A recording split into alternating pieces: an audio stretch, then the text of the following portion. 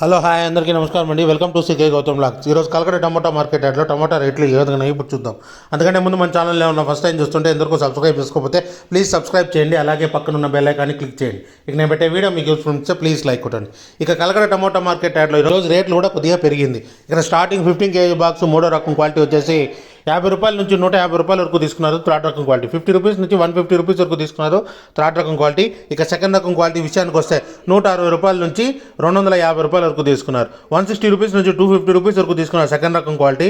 ఇక top and top విషయానికి వస్తే ఇప్పటివరకు జరిగిన యాక్షన్ ప్రకారం 260 రూపాయల నుంచి 450 రూపాయల వరకు తీసుకున్నారు. 260 రూపీస్ నుంచి 450 రూపీస్ వరకు తీసుకున్నారు 15 kg బాక్స్ కలకడలో.